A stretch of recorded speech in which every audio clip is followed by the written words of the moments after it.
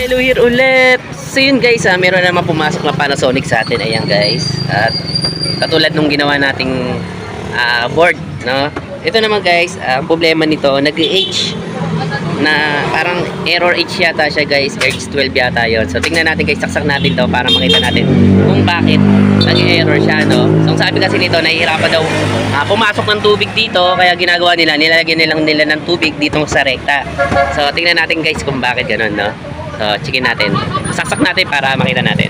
So yun guys, nakasaksak na yan, ayan, nakasaksak na siya. Tapos ito yung on natin. So yun guys, meron naman siyang ilaw at hindi naman siya umaandar patulad nung dati, no?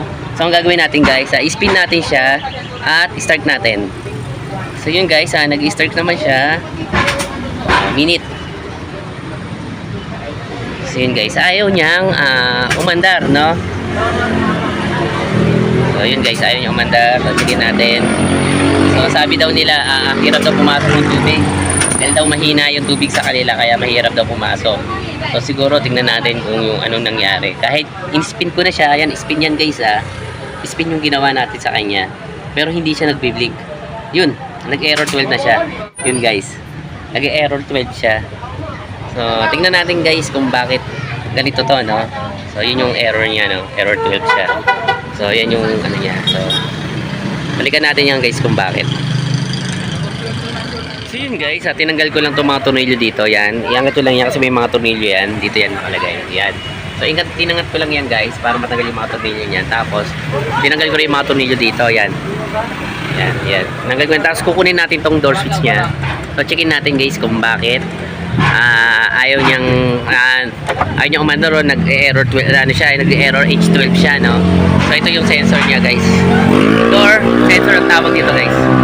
Ayan. So tingnan natin to kung bakit guys. So kunin natin to. Tingnan natin kung bakit. Kaya siguro siya nag-error, no? Puro siya, kita nyo guys, may mga green na. Kaya so lilinisin lang natin to guys. Tapos tingnan natin kung mag-H12 pa din siya, no? So checkin lang natin guys. So tingnan natin. Ayan, papaklasin ko lang, talgo na siya, no? So yun guys, ito na yung door sensor niya guys. So drum sensor yata nila to.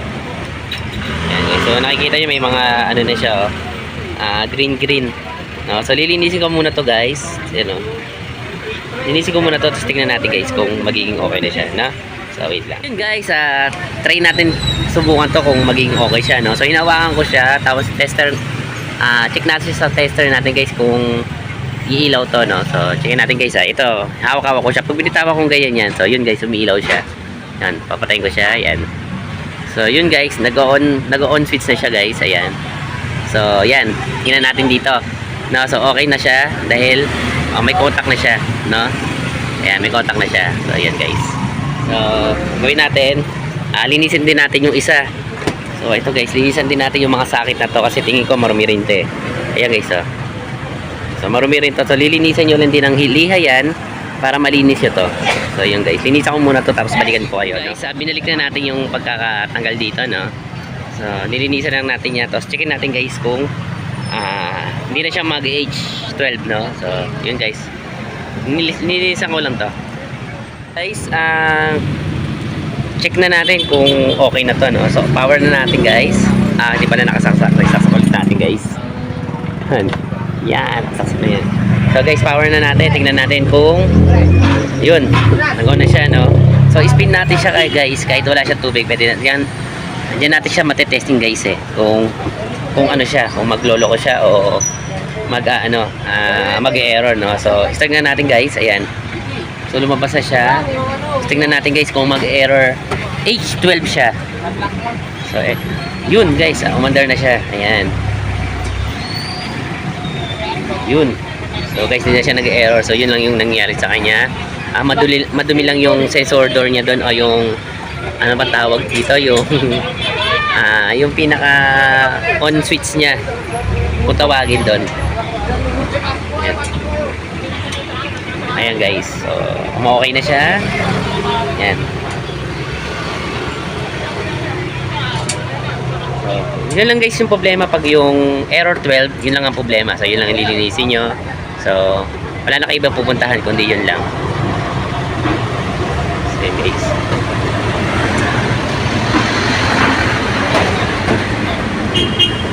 So yung guys, hanggang dito na lang yung vlog natin na to. So sana nakatulong ako dito sa Panasonic na washing machine na to, automatic washing machine na to guys. So yung error niya ay H12. So hanggang dito na lang guys. So maraming salamat. So paalam.